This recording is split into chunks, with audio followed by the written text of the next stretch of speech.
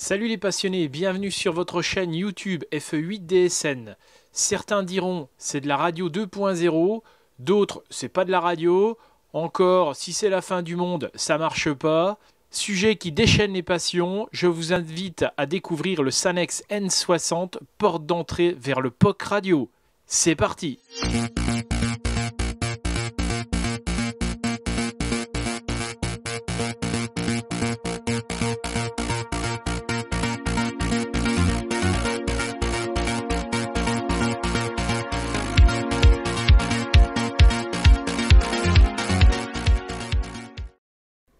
Toujours à la recherche de nouveautés ou d'exclusivité pour vous, en parcourant le site XBS Telecom, la catégorie GSM POC a suscité ma curiosité. Et parmi les articles présents dans cette catégorie, deux ont retenu mon attention. Il s'agit du Sanex N60, une radio network, et le Vero Telecom VRN 7500, poste radio UHF-VHF sans écran. Et bien pour vous, ces deux articles sont dans le panier. Mais nous traiterons du Vero Telecom VRN 7500 dans une prochaine vidéo. Alors avant de débuter le sujet, je vous propose un instant bon plan. Je vous recommande de surveiller régulièrement la page Instant Cashback Giftback. Vous pourrez bénéficier de remises ou de cadeaux lors de la commande de certains articles qui peuvent parfois se cumuler à des cashbacks de marque tels que ceux de Yazoo. Donc en ce moment, vous bénéficiez de cashback sur certains produits de la gamme Yazoo, sur les produits phares de la gamme Ecom, sur les trois renommés récepteurs de chez AOR, et ainsi que sur le magnifique et rêvé MB1 de chez Expert Électronique. Tout ça avec une extension de garantie pouvant aller jusqu'à 5 ans sur certains produits. Fin de la parenthèse bon plan. Comme à l'habitude, réception d'un colis de qualité. Comme vous pourrez le voir, le carton du matériel est nickel. Petit unboxing rapide. Chaque élément est placé dans son sous-carton. Premier carton, vous aurez les antennes. L'antenne GPS qui est magnétique et l'antenne Wi-Fi 4G, toutes deux en fiche SMA. Le microphone équipé de nombreuses commandes avec une bonne tenue en main dans un boîtier qui semble quasi indestructible, muni d'un dispositif d'accroche mais également d'une pince. Carton suivant, deux câbles d'alimentation, un libre, l'autre équipé d'une prise allume-cigare. Petite particularité, les fils rouges et bleus devront être reliés au positif et le noir au négatif. Et dans le dernier sous-carton, on y trouve le POC radio mobile et son étrier. J'ai dit POC, mais qu'est-ce donc? POC est l'acronyme anglais de Push to Talk over Cellular. Traduit, cela donne appuyer pour parler sur réseau mobile.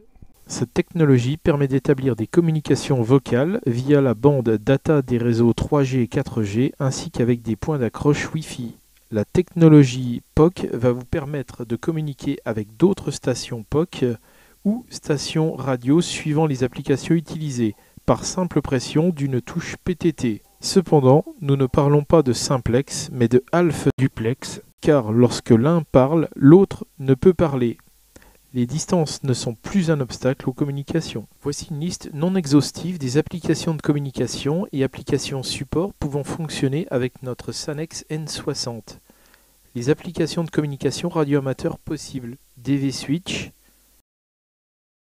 Echolink, Peanut, DroidStar, Pocket RxTX, Tracer 2 pour tracking APRS, Watch APRS que je n'ai pas encore testé, tout comme APRS Tracker.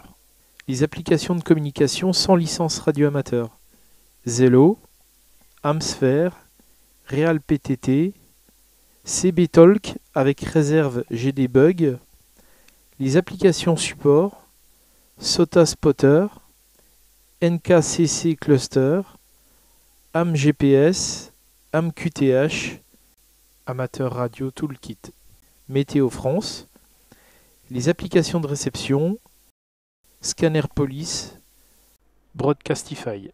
Quelques caractéristiques du Sanex N60, donc OS Android 7, écran tactile LCD 4,5 pouces, GPS très précis et très stable, tension d'alimentation 12 et 24 volts, Wi-Fi, Bluetooth. Passons aux connexions, l'antenne GPS, la prise DC d'alimentation, je rappelle, le fil rouge et bleu au positif, le noir au négatif. Le fil vert sur le bouton vert, le fil rouge. Antenne Wi-Fi et GSM. Ici la prise USB pour connexion PC et juste à côté connexion casque audio. En façade, la prise micro de type RJ45 et sous l'écran les emplacements carte SIM et micro SD. Attention, 16 Go minimum conseillé. Fonction des touches sur la droite de l'appareil. Donc la première est OK validation. Touche de sortie. Montée-descente. PTT numérotation, raccrochage et verrouillage écran. Le bouton marche-arrêt qui fait également volume. Faites très attention, le volume est également géré par certaines applications, donc attention à ce double réglage. Et un appui rapide sur ce bouton permet de couper l'écran sans éteindre le poste. Un appui long éteindra l'appareil. Et là la touche SOS qui n'est pas active sur toutes les applications que j'ai essayées. Sans oublier les 3 touches Android classiques. A noter que je n'utilise que le Wi-Fi du domicile ou en mobile le Wi-Fi partagé de mon smartphone. Il est totalement inutile de prendre un abonnement GSM pour utiliser le Sanex N60 et d'ailleurs la fonction téléphone n'est pas recommandée. Au démarrage, Android va se lancer.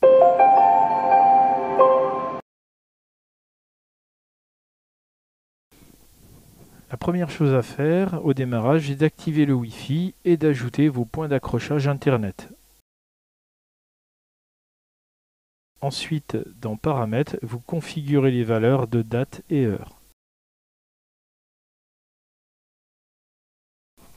Toujours dans Paramètres, Paramètres de stockage.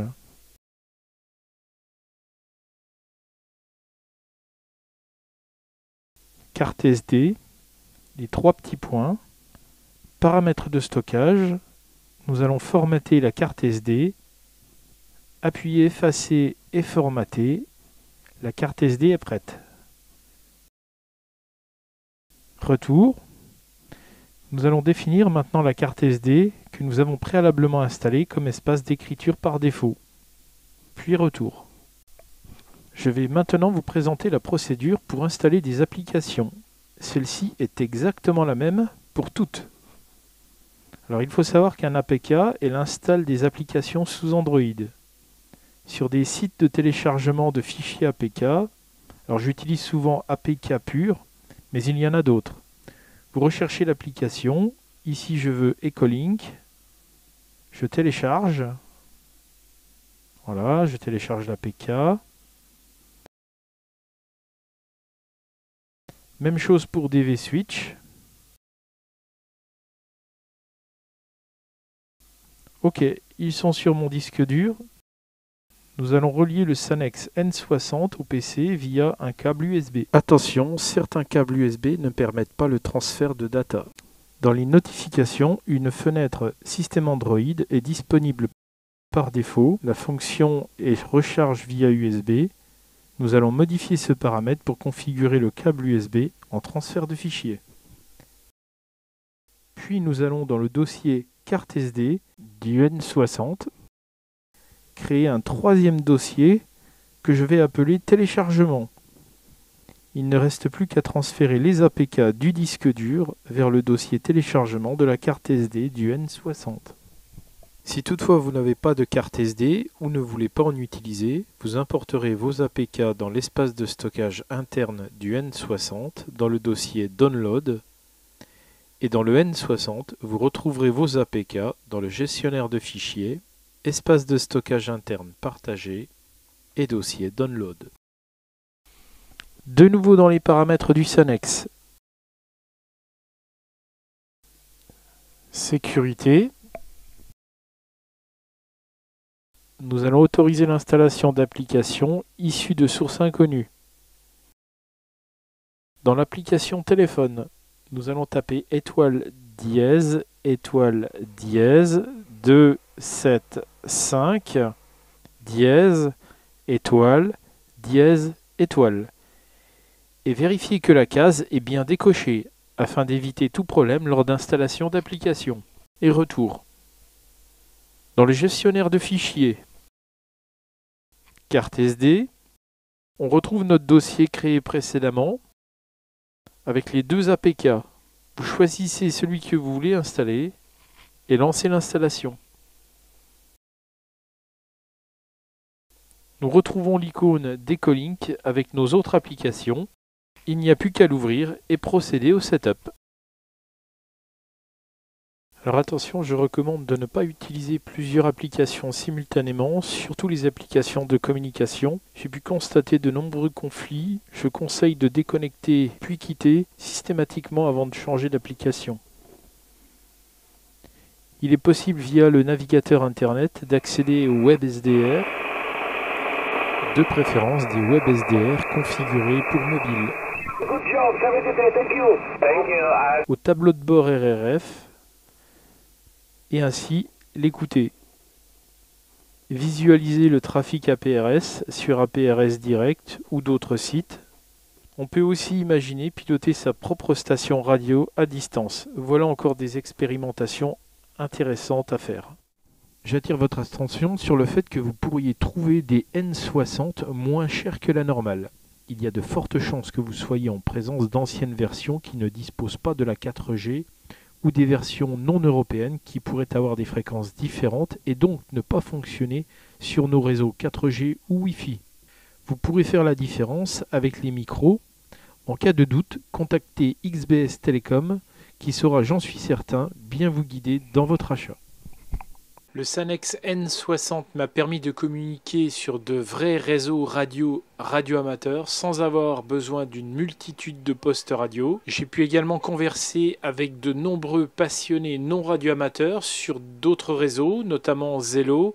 N'est-ce pas là une belle opportunité de partager et de promouvoir notre activité radio-amateur? La barrière des distances est supprimée, l'accès est possible à ceux qui ne peuvent mettre d'antenne. Je sais qu'il y a des réfractaires à ces systèmes, mais comme on apprend aux enfants, on ne dit pas « c'est pas bon », on dit « je n'aime pas ». Et bien que ceux qui aiment continuent, que ceux qui n'aiment pas fassent autre chose, tout est respectable dans notre activité, c'est ce qui en fait sa richesse. Pour ma part, ce ne sera pas la substitution à la radio traditionnelle, mais un vrai complément. J'espère en tous les cas vous avoir fait découvrir quelque chose.